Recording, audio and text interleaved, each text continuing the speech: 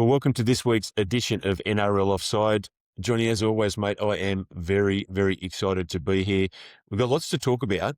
We almost had a return to normality this week. The Panthers and the Roosters had big victories. The Seagulls turned their home ground back into Fortress Brookvale after an odd start to the season. But, mate, in other areas, the National Rugby League continues to boggle the mind. The Cowboys, we're going to talk about them later, but I don't even know what to say about them. The Broncos, the injury ravaged, but continue to roll. And the Melbourne Storm, we're no doubt going to have some takes on the Melbourne Storm, but they have entered unprecedented territory. They're heading for their seventh consecutive loss this week. Unbelievable. Unbelievable. But, mate, before we get to that, I do have to give a big rap to you and your freeballing segment last week. Mate, I was on sin binning. I had plenty of positive feedback. A lot of our listeners agreed vehemently with what you talked about. But more than that, mate, it was like you were a soothsayer. You pretty much predicted what was going to happen over the round. So there were, wait for it, mate, seven, I get my fingers into the frame here. There were seven sin bins, mate, way too many. 7 sin bins over the round. So, mate, your patented incisive commentary really came to the fore last weekend. So, mate, I'm looking forward to more of that this week. But before we do get to that, mate, how are you? How was your week? Yeah, g'day Noz, and hello listeners. I'm going well, mate. I thought it was a great Anzac round of footy. I got out to Allianz on Saturday to watch my Roosters play. The atmosphere and the weather was unreal, as it always is. But I'll be honest, I did feel for the Dragons fans. That was a long, tough afternoon for those guys. Obviously ecstatic for the Roosters, but the Dragons boys really struggled on Saturday. But look, heaps to unpack today. I'm going to hand it over to you, Captain Noz. That's going to be your new name for this show from now on. So over to you, Noz. Based on my tipping, I'm the captain of the Titanic. And that Titanic, it's like Groundhog Day Titanic because it keeps running into the same iceberg every week, one which is floating just off the coast of Townsville. Now, on to this week's show, speed round. Johnny, there's no preamble, there's no post-amble. It's just speed and round this week. What caught our eye? As always, we've got a couple of really interesting things to chat about. Mate, the heat is on this week with the grapple. So we're going to be channeling our inner Glenn Fry and talking about some of the hot things that are happening around the game. It's icebergs ahoy for our round preview. And mate, this week I've got freeballing. It is unlikely to be as razor sharp as your sin bin take last week. In fact, for Parramatta, Souths and Titans fans, it might bring back some very tortured memories, but we'll have to wait and see. That'll come at the end of the program. As we always do at this time, Johnny, as we always do to kick the show off, we are on to Speed Round.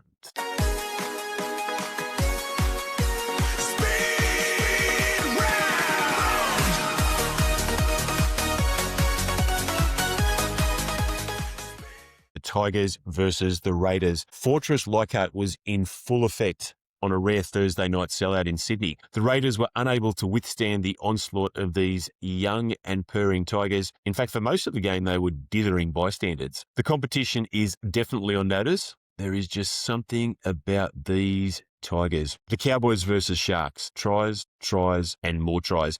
North Queensland ended up winning a game that was essentially a track meet, but the Sharks had their moments. They just didn't involve tackling. As for the Cowboys, to quote directly from a mate's text message, North Queensland are the epitome of the word enigma, a tipster's nightmare. Broncos versus Bulldogs. From the moment Marcelo Montoya snicked the ball directly into Shibasaki's hands for the first try, this game was about one team playing really well and the other really not. The Bronx overwhelmed Canterbury with hustle, spirit and creativity.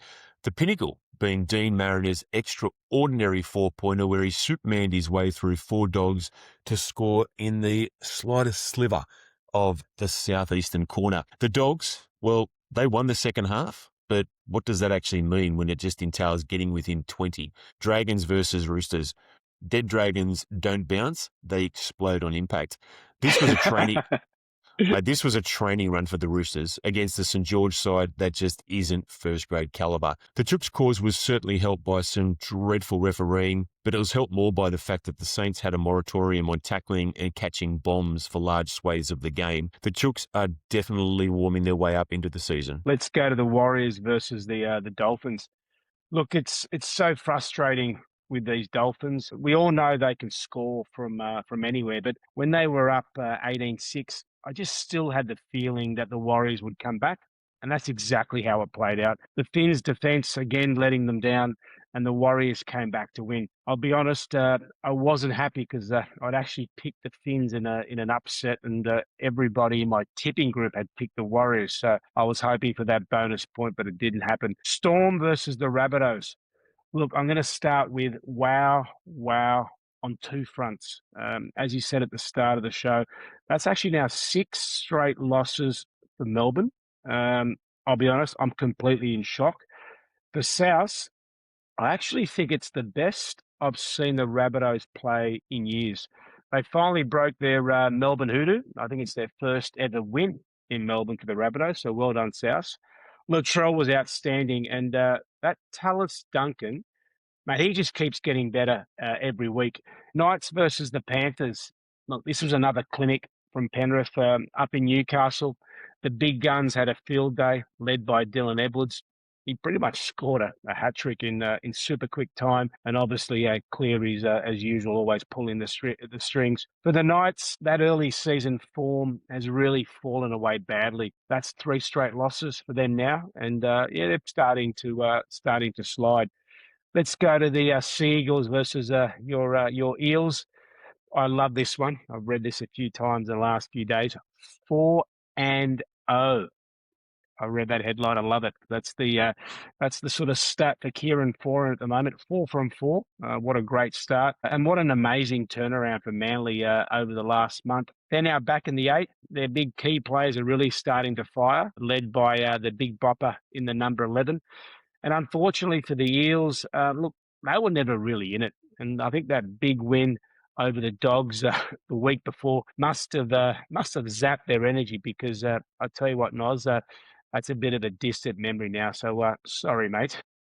I mean, no need to apologise. As Parramatta fans, we're well and truly used to distant memories. Okay, now, mate, on to what caught your eye. So, what happened over the weekend that made you take a second look? Look, it was also in that South versus Melbourne game, and it was around Latrell Mitchell. As I said earlier, it's probably the best I've seen South play in a number of years, but Latrell Mitchell was the centerpiece. When he's in that mood, he is just a beast, virtually unstoppable. Everything he did on Saturday night was first class. You could see very early on he had that big smile, full of confidence. Mate, he had that sort of swagger and cheeky smile when he was goal kicking. He was doing those little tip-on passes, running through the middle, with great power. And then late in the game, mate, he just casually slots a 43-metre 2-point field goal with absolute ease. Look, right now, if I'm Cody, if I'm the Rabbitohs, I would just be giving the ball to Latrell, because he's absolutely on fire. I actually was watching that game quite closely, and I think in that mood that Latrell's in right now, I reckon he's worth 2 to 3 tries, maybe even more, every time he plays. And right now, he's actually consistently racking up some games, which is obviously a blessing for South. So I'm thinking it's going to be a big season for Latrell. Hopefully not against my Roosters when they play again, and I think it's going to be a big one when he gets selected in Origin as well. So well done, Latrell Mitchell. Well, mate, you mentioned the fact that he's seemingly worth 2 to 3 tries at the moment, which leads very, very nicely into the thing that caught my eye this week. Now, I'm going to pose this question to you, JC. Now, this is a rhetorical question. You can answer it if needs be, but don't feel compelled. Mate, what has happened to tackling? What has happened to defence? This is an actual question. Mate, how many tries do you think were scored over the weekend? Plenty. As I said, I was cursing that Cowboys game up there. I think between Cowboys and the Sharks was 15 or 16 from memory. There were 81 tries over the weekend for an average of just over 10 a game. Mate, a couple of things. First and foremost, I think for a lot of the teams in the NRL, it's just time to bring out the tackling bags. Mate, you mentioned the Manly Parramatta game. Manly were attacking the Parramatta line, and Sean Russell made the most horrendous shoulder grab against Ruben Garrick. Garrick just ran straight through him and scored pretty much under the posts. And again, that happened across most of the games. But more importantly, Every team has about 6 or 7 assistant coaches. Mate, why don't we get one of those coaches to teach the players how to counter? Now, just going back to my footballing career, I mentioned the fact that I was a park footballer at best, but our coaches always told us, make sure that when you're in defence, your player is in front of you. If you look up and there's more of the attacking players than you have defending players, just yell out, guys, come over onto this side. How many times at set plays do we see the defensive team have 5 defenders, the attacking team has 6 attackers, and they just run around them and score in the corner like it's a tackling drill? Mate, I cannot work it out. Let's get back to some decent tackling in the game. I mean, fair income. Everyone likes seeing a try, but we don't want to see 10 tries a game. But the other thing that caught my eye, and no doubt it caught your eye, it probably caught everybody's eye, I had a few text messages about it, was Jason Saab's incredible header off the bomb. What was going on with that? It was undoubtedly a knock on. I know you and I were talking about this yesterday, and I went Yeah, to my father, who's got nothing better to do than look up arcane rules. But mate, you cannot intentionally propel the ball forward with your head. Like a lot of things that Jason Saab does, it was absolutely pointless, but it was also tremendous. Of all of the things that we remember for season 2026, that'll undoubtedly be one. Like how we remember Falco's Rock Me Amadeus from 1985, even if we don't want to remember it. So, mate, what caught our eye this week? Jason Saab, his extraordinary header, NRL offside. Salutes you, Jason. It was tremendous. well, Okay, now on to the grapple.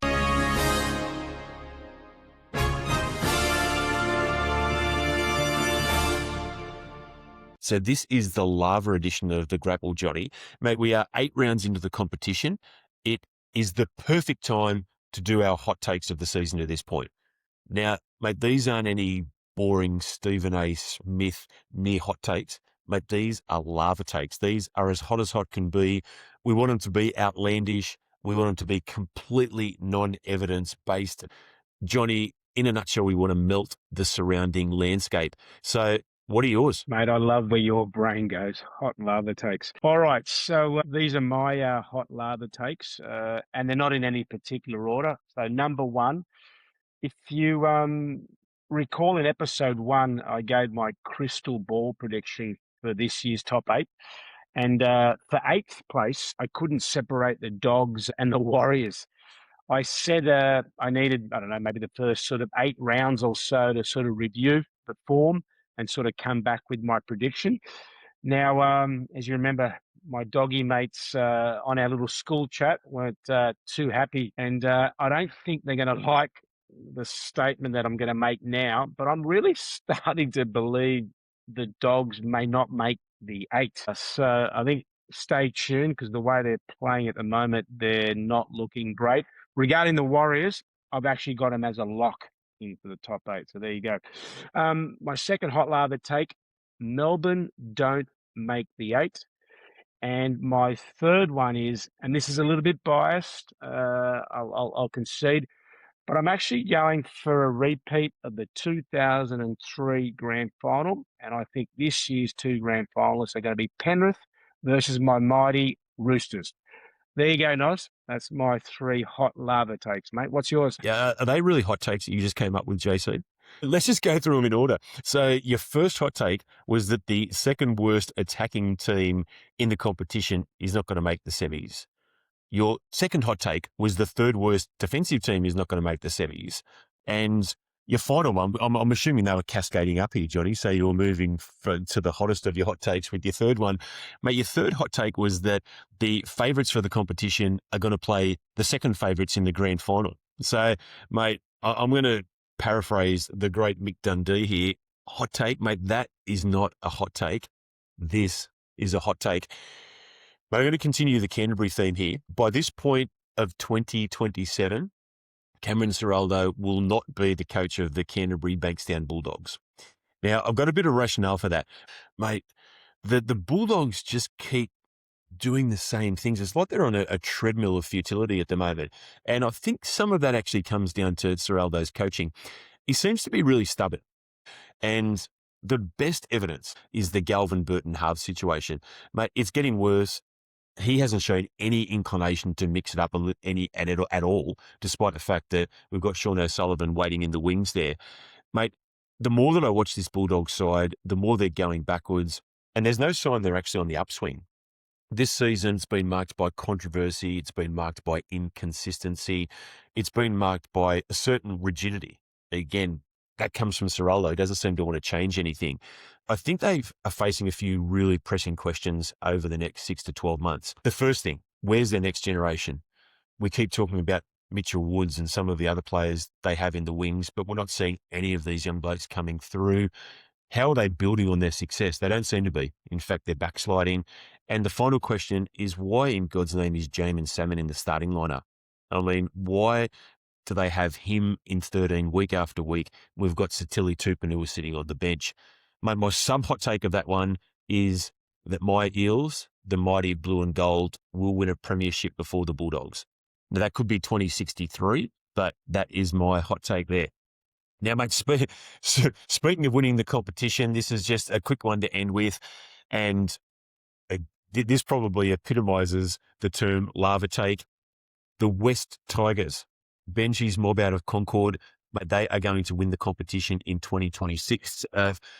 I know I tend to flip-flop on the Tigers, but, mate, this is a team which is inexorable. They get a little bit of momentum and they just overwhelm the opposition. So, mate, the spirit of '05, onwards and upwards. Let's see how those two takes go, mate. For sure. No, I like the last one, and it's yeah, it could come true. They definitely are playing very well at the moment. Well, mate, if you're going to say something outlandish and non-evidence-based, you might as well swing for the fences. Okay, now we've finished our grapple, Johnny. It is on to the round preview. Now, I mentioned the fact that we seem to be the captain of the Titanic with most of our tips. But let's see how we go this week, Johnny. I'll get you to go on to the first game. All right, let's look at the Bulldogs versus the Cowboys. As we were just talking before, the Dogs were dreadful last week against an understrength Broncos side. So the big question is, will they dish up three bad performances in a row? They're up against the Cowboys. You were talking about them before. I call them chaos on the footy field. They can score from anywhere, and they can also leak from anywhere. Seriously, watching these guys play is like watching a game of touch footy. I don't have a heap of confidence in the Dogs, but look, they're playing at home, so I'll tip them, but not with much conviction, probably more with a bit of hope, to be honest. Give me a dartboard and a referral to the psychiatrist for this one, JC. I have absolutely no idea which of these teams will turn up. If you're going on current form, you'd probably need to go with the Cowboys. I mean, the Bulldogs were a listless mess last week. The Cowboys, they're playing hot potato. So the hot potato might stick. It might end up on the ground. This is going to seem absolutely ridiculous. I'm picking the Bulldogs because B comes before C in the alphabet, and also the fact that they're playing at home. But like you, I've got no idea about this game. I like that one. All right, Dolphins versus the Storm. Look, surely Melbourne won't lose 7 straight. I just can't believe I said that. Watching that South Melbourne game on the weekend, some of their big names, if you ask me, they're badly out of form. I'm going to put Munster in that little pack. I didn't think Hughes was great either. So it just doesn't look like the typical Melbourne team. The Dolphins, I actually think they can win this one. Herbie Farnworth at the moment is absolutely on fire. I'm tipping the Dolphins mainly because I've tipped Melbourne the last 6 weeks and got absolutely nothing for it. So naturally now probably the Storm will probably win their first game. So let's go the Dolphins. I think I said this last week, but we need to start calling out what we're seeing with this Melbourne Storm. They're pathetic. Their defence was comical against Souths on Saturday night, and Craig Bellamy knew it. I don't see them turning it around here, especially against the Dolphins side. That was pretty impressive against the Warriors. They tightened up their middle. Flegler was good again. I'm going the Dolphins as well. All right, let's go Titans versus the Raiders. I can smell an upset here. Titans are at home. A little bit of confidence building, I reckon. Canberra, seriously, they still look a long way off where they were.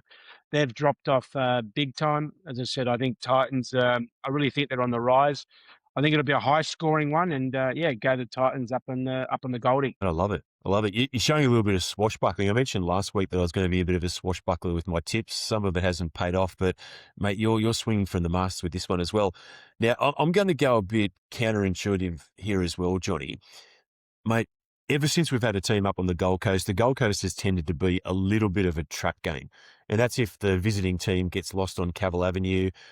Now, I'm going to give Ricky his schedule for the week. They take the boys up on Tuesday, get them out on Wednesday night, take them to Cocktails and Dreams or the Tunnel, mate, get them all on the same page. This Raiders team just needs a night of bonding, mate. They need to start enjoying their football again. They look absolutely miserable on the field, Johnny. And, mate, I know they're professionals. I know they're sort of cashing a paycheck. But if you're not enjoying your football, it's going to start to be reflected on the field. For that reason, I'm going for the Titans, sorry. I think they actually have a little bit of spark about them. And at the moment, this Canberra team has absolutely none. I've still got a T-shirt, Cocktails and Dreams somewhere. All right, let's get to the serious stuff, football. Eels versus the Warriors. Look, outside of that win over the Dogs, as you know, your guys have been super, super poor this season. I know you've had a lot of injuries, but look, mate, so did the Broncos last week, and they still got the job done. If Para can somehow, there's a big statement, somehow bottle that Dogs performance, mate, I give him a slight chance. But look, to be honest, confidence is pretty low, to be honest. Warriors for me, and at the moment, the Warriors forwards are absolutely rolling through teams at the moment. So yeah, they're playing good football. I talked last week as well about it being between the ears for the Parramatta Eels. Strength of mind, that's really what they need to show. I know strength of mind has not necessarily been a historical hallmark of the Warriors, but mate, Andrew Webster has this New Zealand team humming. I think their forwards are going to be too big and too strong. I think, again, they're really going to give it to Parramatta. I'm going for the Warriors. All right, let's move to Knights versus the Rabbitohs. Look, I can only see one result here, and that's South. I mentioned earlier, Newcastle are in a bit of a slump at the moment, whilst the Bunnies are absolutely flying. I actually reckon nearly every player in that Rabbitohs team is probably in career best form. And look, if they click again, they can definitely put a score on the Knights. Though I am hearing Ponga is back, but as I said, I still reckon it's going to be a big win of the Rabbitohs. But I know in this podcast we tend to probably wallow too much in the good old days, but mate, I was watching that game on Sunday afternoon, and Justin Holbrook really needed to hook Fletcher Hunt. I don't think it was good for the young bloke. It certainly wasn't good for his team. I mean, modern bench strategy be damned. He just needed to pull out the crook and just get the young bloke off the field. And I think Fletcher Hunt really epitomised the Knights on Sunday. He was way too flighty. He was undisciplined. He was really unseasoned. Now, this South team is far from being Penrith, but they are still pretty turbocharged, and they certainly had their tails up. Only an idiot would tip against Souths on the weekend, and Johnny, I'm only an idiot when it comes to tipping the Cowboys. I'm going to go for Souths in this one. All right, let's move to Sharks versus the Tigers. I think we all agree, man. The Tigers at the moment is definitely, everyone's favourite team. I love watching them play. I can actually really see a little bit of a 2005 sort of nostalgia about these guys. The Sharks, though, look, they were leaking tries for fun up in Townsville last week. It wasn't good. I think the Tigers can actually upset the Sharks down in, I won't call it Shark Park. What's it called? Ocean Trout or Ocean Park or something these days. And I'm really hoping Adam Dewey continues his great form because, as you know, I've been mentioning this in our little side chat group. I'm really thinking he's going to be in that Origin squad. So, go to Tigers versus the Sharks. Cronulla's effort on Thursday night against a rampant North Queensland team up in Townsville. They should actually change the name of their stadium to Tryline Protect because they didn't do much of that in that particular game. Now, I just did tip the West Tigers to win the competition, so I probably need to tip them here. Cronulla's three-quarter defence, I mean, let's get back to their defence. It was abysmal, and that's the strength of the Tigers. The Tigers are going to come at them with pace, come at them with structure. Again, I'm going for the Tigers in this one, Johnny. Penrith versus the Seagulls. I actually think this is going to be a pretty good contest. I'm going to say it again because I love this one here. 4-0. Foran, Mr. Kieran Foran's got a 100% coaching record right now, mate. Just give him the job now, I reckon. But seriously, I think this is going to be the ultimate test for Manly taking on Penrith. as we know, we call them the heavyweights. They're probably starting to build again after that sort of shock loss to the Dogs. I think Manly will hang in there early, but then I just think Penrith's class and their big guns will take over. And I think the Panthers will probably pull away late in the game and win this one. But this was actually a candidate for match of the round. It really is mouthwatering. Manly's attack is humming. Olaquato is incredible at the moment. If I was Jamal Fogarty, I would just fire Hamoli at Talangi all day long, because that really is the weakness of the Penrith side, that left edge defence. But that said, Penrith were really back to their ruthless rolling selves on Sunday. That their speed of play is just terrifying when they really get it on. I think that's going to be too much for the Seagulls. I am going for Penrith, and I'm going for them with a fair bit of confidence. Okay, now onto the game of the round, and that's the Roosters versus the Broncos. Johnny, what do you think about this game, mate? Now, I've noticed something here, Noz. You've changed the script, my friend, because originally you didn't have this as a game of the round, and now you've made a game of the round. So well done, and I totally agree, Captain Noz. Mate, I've just bloody realised I've got a 50th birthday party on Saturday night, but I want to go to Allianz. But, mate, I also want to stay married as well. So I'm going to have to make a tough call Saturday afternoon. But look, back to the footy. If the Roosters can put together a full 80 minutes performance, I really think we can beat the Bronx. Obviously, key watch is Katoni Staggs at the moment. He's absolutely terrorising teams. And let's hope Adam Reynolds has a bit of a off night with a boot. And then I read late yesterday that Reece Walsh is back. So obviously a huge danger. But I really think the Roosters can win on Saturday night. I just feel sorry for the person who's having their 50th birthday party on Saturday night. But I'm going to predict exactly what's going to happen. All of the husbands will be either drifting out to the big screens or sort of surreptitiously holding their phones and watching it on the side. The wives, meanwhile, will be hissing at them through their teeth and glaring daggers. That should be a great atmosphere. Now, but just for the record, I'll be sitting at home watching this one, JC. So I'll be thinking about you trying to sort of duck around corners and watch it on your iPhone. But much like your good self, I'm really looking forward to this game. Mate, the Chooks, it is a pivotal encounter for the Chooks because they need to show that they can match a tough, gritty side. The Broncos need to continue they can show that they can play without some of their stars. So, I mean, just looking at the encounters over the weekend, I thought the star wattage of the Roosters was incredible. I think they're going to get the Broncos, particularly seeing they're playing at home at Allianz. But in any case, it should be an absolute rip snorter of a game. Okay, Johnny, it is time for freeballing. Mate, last week we sort of moved very quickly from our round preview into freeballing, and we glossed over our new title card and our new jingle. But, mate, here it is again. 'Cause I'm free balling. And, mate, we need a fanfare for this week because I have a barnstormer of freeballing, Johnny, if I do say so myself.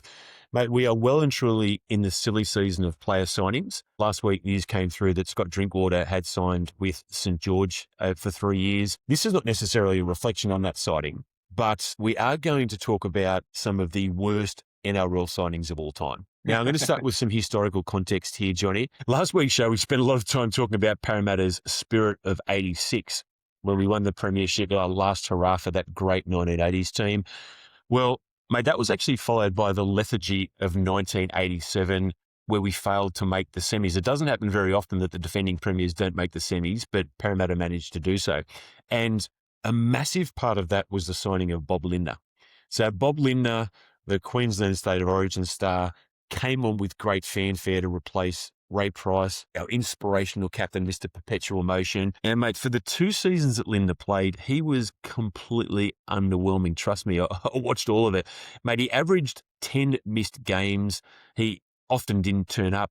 And, mate, it wasn't so much that the Parramatta faithful were wishing for the days of Ray Price. Mate, we were wishing for the days of John Quayle. But, mate, the worst part of that, the very worst part of that, especially for those of us who are Blues fans, is that he would do that thing where play like an absolute bastard on the weekend. When Origin rolled around, he would turn up and be a superstar. Okay, now onto the list. unsurprisingly, Parramatta and the Gold Coast Titans feature quite prominently with their historical tendencies to be both terrible and desperate. But mate, we do have a few categories. The first category is a team throwing money at a fading star. So we've seen that numerous times through the years. Matt Orford at Canberra. So Orford had some really, really good years in both Melbourne and Manly. Then he turned up to Canberra and he was just dreadful. I think he only played a handful of games, but he certainly didn't justify the price tag.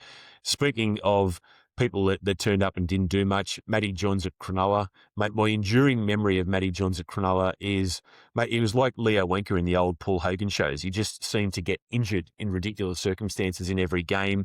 Then we had Brian Fletcher at Souths. So when Souths came back into the competition in the early 2000s, Fletcher came on board. He was a shadow of himself. He somewhat fittingly ended up as the captain of that dismal team. Anthony Watmow at Parramatta. Mate, we had Terry Hill at the Tigers. The next category is a young player touted as the next big thing. Now, this one has an addendum as well. This one is even worse when the player then goes elsewhere and becomes good. So we've got Ashley Harrison, who again went to those early 2000s Souths and then went to the Roosters. The Gold Coast Titans have made quite a thing of this. So Bryce Cartwright and now David Fafita seems to be doing the same thing. There was Ashley Taylor. Now, Ashley Taylor came in as a boom rookie from the Broncos. Then over, I think, a 4-year contract, he just got more and more disconsolate. Mate, by the end of his contract, Ashley looked like he never wanted to see a football again. And this one will please all of our Canterbury Bankstown listeners. That was Tony Williams. So Tony Williams started at Parramatta. He then went to Manly and won the premiership in 2011, a big barnstorming back rower. He went to the Bulldogs and he was like a statue. Now, the final one, Johnny, is a saviour for a bad club. Now, Kieran Foran is probably the best example again at Parramatta. We all know the Foran story. There were some legitimate reasons that he didn't play well at Parramatta, but the fact remains that he was certainly not what we were after. Jared Hayne at the Gold Coast, Darius Boyd at the Knights.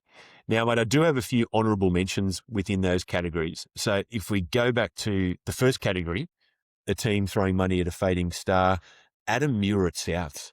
Now, at Newcastle, Adam Muir was a great player. He was a premiership player. He played Origin. I'm pretty sure he played for Australia as well. But I mentioned Brian Fletcher. Adam Muir at Souths made Brian Fletcher look like Bradley Clyde when he played at Canberra. Muir was the epitome of someone just turning up every week to cash a cheque. But in terms of the young players touted as being the next big thing, mate, you probably remember this fondly. Souths fans don't. And that was Chris Walker. Chris Walker came up at the Broncos. Again, he came to South. Souths were really looking to get a bit of a start after being out of the competition for a couple of years. And not only was he awful on the field, but he spent most of his time whinging and complaining. It's like, okay, Chris, you're getting paid $500,000 a season. You actually have to front up every game. The worst part about that, and my dad being a Souths fan still loathes Chris Walker to this day, is he then went to the arch enemies. He went to the Roosters and ended up being great for their premiership winning team in 2002. And the final one, mate, again, this gives me a lot of PTSD. I know I'm always talking about PTSD, but this is particularly the case. And that was Chris Sandow when he was signed for Parramatta. We had come off the wooden spoon. Sandow was supposed to give us a bit of a boost, take us back to being a functional football team. And he certainly didn't. Not only was he mediocre on the field, but there was lots of ridiculous things swirling off field with Sandow as well. I remember going to a game. It was the Parramatta Souths game in the season where Sandow had come to us and went with a friend of the program, Paddy Bell. Like we were sitting in a box out at the Homebush Stadium. It wasn't a great atmosphere, but it was something. And we got pasted. Parramatta were belted during the game. Mate, our only highlight is Sandow took an intercept. When Souths were attacking the Parramatta line, Sandow took this intercept. Mate, he beetled down the eastern touch line. It looked like it was going to be our only try for the game. We were all cheering. And then out of nowhere, this other little figure came and tackled him into touch about a metre from scoring the try. And mate, that other person was Adam Reynolds, who was Sandow's replacement at Souths, who subsequently went on to lead Souths to a premiership and be one of the best halfbacks in the competition for the next 15 years. So, mate, that just epitomised some of the terrible signings of Parramatta of that era.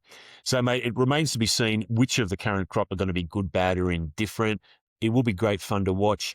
Mate, who's your worst signing of all time? Mate, I gotta say, mate, that was a great walk down memory lane, mate. There were some duds in that list that you shared. Jesus, look, the one Absolute for duds. me is the one for me is quite fresh actually. It was only early last season. Was Chad Townsend coming to the Roosters? He came with all of this hype. He was meant to be the support to young Sammy Walker, and that fell in the heap pretty quickly. I only think he played a handful of games, and then he was resold. So Chad Townsend for me, quite fresh. Yeah, mate, we've ended this episode on a pretty downbeat note, but hopefully you can see the sun rising over my left shoulder. It's going to be a bright day. So, as always, John, we thank everybody for tuning into this week's program. Hopefully we've given everyone some value for money.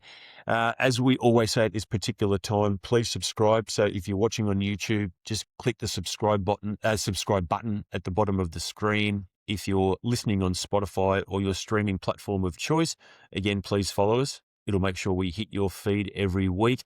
But as we always do, Johnny, I'm going to throw to you to say goodbye. Mate, thanks again, Noz. Great episode. Loved walking down memory lane with all of those duds that you just mentioned. And have a great week, listeners. See you next week.